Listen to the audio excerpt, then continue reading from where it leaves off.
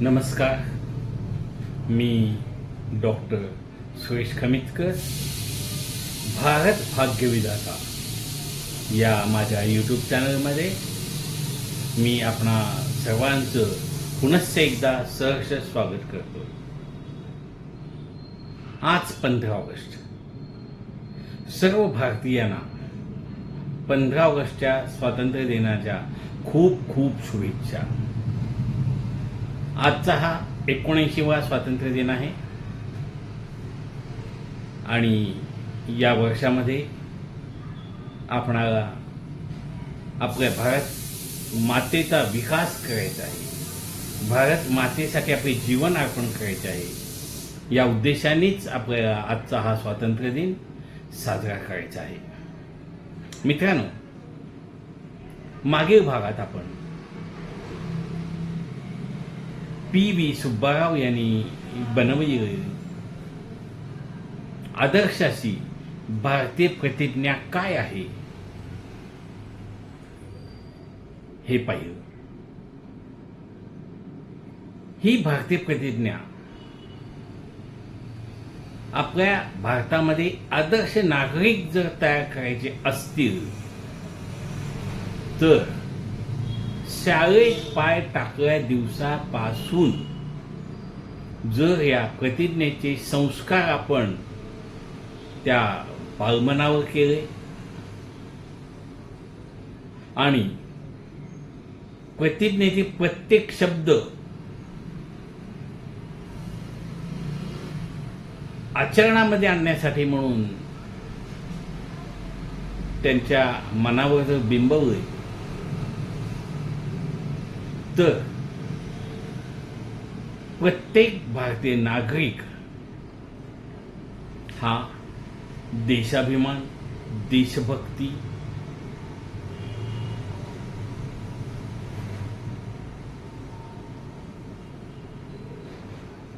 आणि देशाबद्दलची आत्मीयता आपल्या मनामध्ये ठेवू शकेल.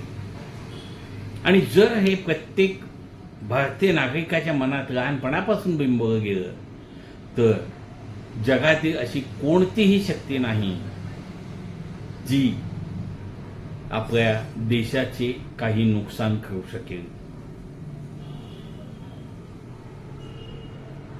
आपल्या भारतामध्ये 140 कोटी जनता आहे, भारतीय नागरिक आहेत. या 140 कोटी जनतेने जर आपल्या मनावर बिंबवले कायमस्वरूपी भारत माझा देश आहे, या प्रतिज्ञेची प्रत्येक शब्द आपल्या मनावर ठसविला तर मला नाही वाटत की कुणाही भारतीय नागरिकाकडून देशाला नुकसान करणारे, नुकसान पोचवणारे विचार आणि कर्म कधीही होऊ शकणार नाहीत.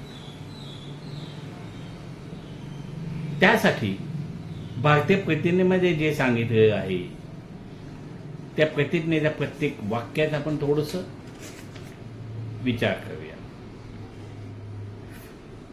भारत माझा देश आहे.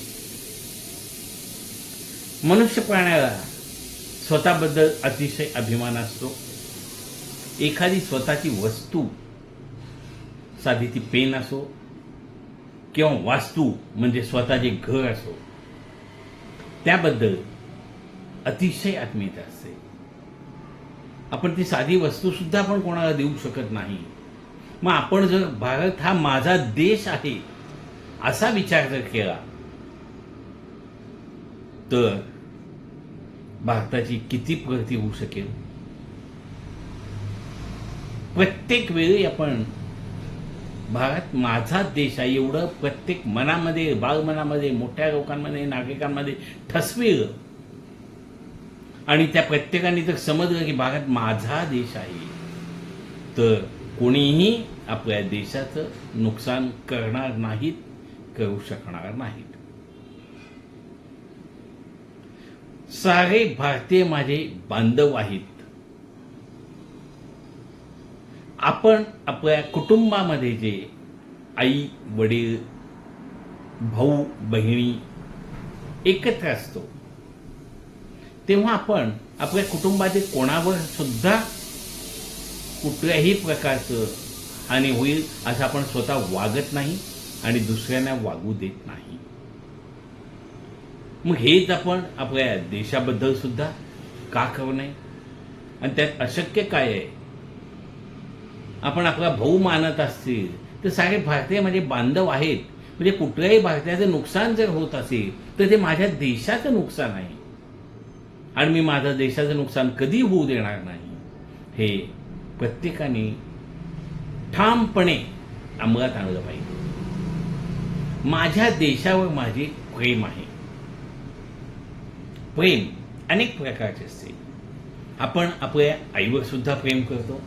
जन्म देती आई, तिला कुठल्याही प्रकारचं दुःख देण्यासाठी आपण कधीही प्रयत्न करत नाही. वर तिचं दुःख कमी होण्यासाठी, तिचा त्रास कमी होण्यासाठी आणि तिला सर्व सुख देण्यासाठी म्हणून आपण नेहमीच प्रयत्न करीत असतो.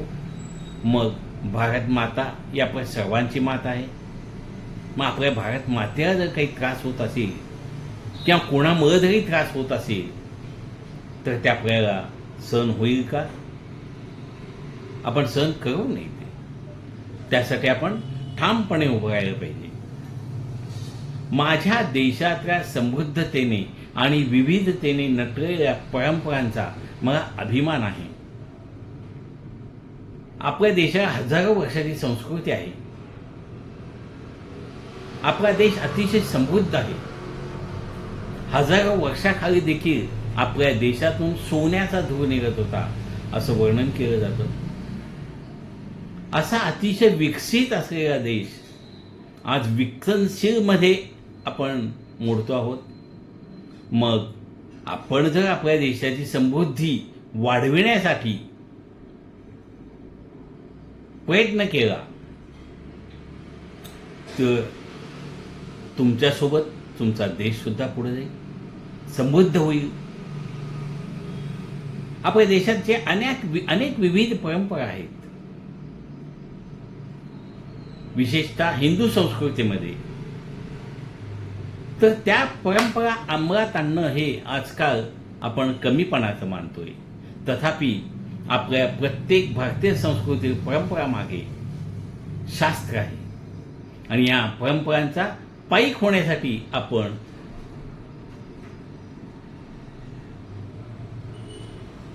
पात्रता अंगी यावी म्हणून प्रयत्न केलं पाहिजे सदैव. मी माझ्या पालकांचा, गुरुजनांचा आणि वडीलधाऱ्या माणसांचा मान राखेन आणि प्रत्येकाशी सौजन्याने वागेन. सद्यस्थितीमध्ये अतिशय दुर्मिळ अशी ही गोष्ट झालेली आहे. नवीन युवा पिढीमध्ये दुसऱ्यांचा मान ठेवणं, सन्मान करणं हे कमीपणाचं लक्षण समजलं जातं. किती आपण चुकीच्या दिशेने जातो. आपण पाश्चात्य संस्कृतीकडे वाटचाल करतो आहोत. आपण आपल्या देशाच्या संस्कृतीचा त्याग करीत आहोत. मग आपल्याकडून कसे प्रयत्न होणार की सगळ्यांचा सन्मान ठेवण्यासाठी? आपल्या आईवडिलांचं आपण पूजा करणं हे आपल्या भारतीय संस्कृतीमध्ये सांगितले आहे. त्यानंतर गुरुजन देखील नेहमीच पूजनीय असतात. याशिवाय आपल्यापेक्षा जे वयाने मोठे आहेत त्यांचा सन्मान ठेवणं हे आपलं कर्तव्य आहे. पण सध्या हे अतिशय दुर्मिळ होत आहे. या गोष्टीचा आपण प्रत्येक भारतीयाने विचार केला पाहिजे आणि आपल्या मुलांवर असे संस्कार केले पाहिजे. सौजन्य नावाची चीज सध्या शोधूनही सापडत नाहीये. प्रत्येक जण स्वतःच्याच अहमपणामध्ये वेढून गेला आहे. त्यामुळे सौजन्य कोणाशीही दाखवलं जात नाही. वास्तविक आपण जर प्रत्येकाशी सौजन्याने वागला तर त्याचे अतिशय सुयोग्य परिणाम आपल्याला दिसून येतात. माझा देश आणि माझे देशबांधव यांच्याशी निष्ठा राखण्याची मी प्रतिज्ञा करीत आहे. निष्ठा,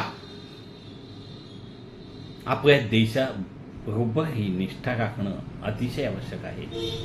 आपण आपल्या देशात राहताना दुसऱ्या देशांचं कौतुक करणं आणि त्यांना आपण श्रेष्ठ ठरवणं आपल्या देशापेक्षा,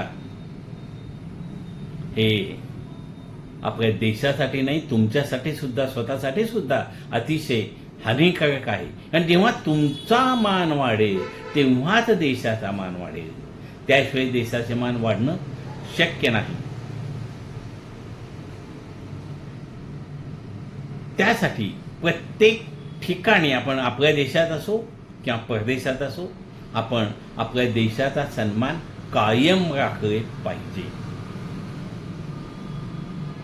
त्यांचे कल्याण आणि त्यांची समृद्धी यातच माझे सौख्य सामावले आहे.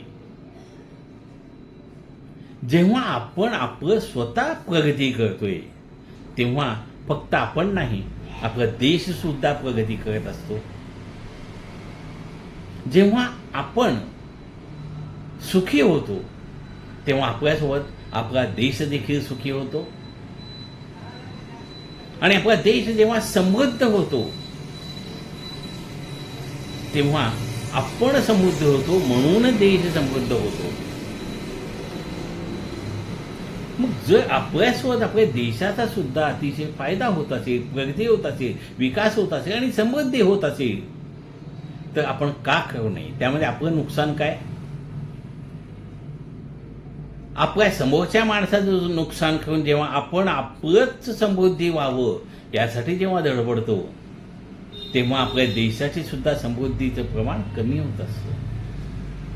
त्यामुळे आपण हे लक्षात ठेवलं पाहिजे की जेव्हा आपण समृद्ध होऊ, आपले बांधव समृद्ध होतील, आपले भाऊ बहीण, आई वडील, याशिवाय आपल्या आजूबाजूचे मित्र मैत्रिणी, हे संपूर्ण आपले भारतीय नागरिक जेव्हा आपण समृद्ध होऊ तेव्हाच आपला भारत देश देखील समृद्ध होणार आहे.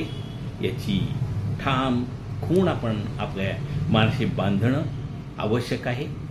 आणि आपल्या देशासाठी आपण हे करतोय, आपल्या भारत मातेसाठी आपल्याला करायचं आहे.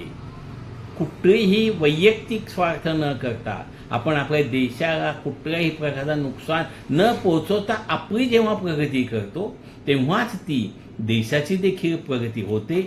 हे आजच्या या 15 ऑगस्टच्या दिनी आपण ठामपणे आपल्या स्वतःच्या मनासोबत प्रार्थना करूया.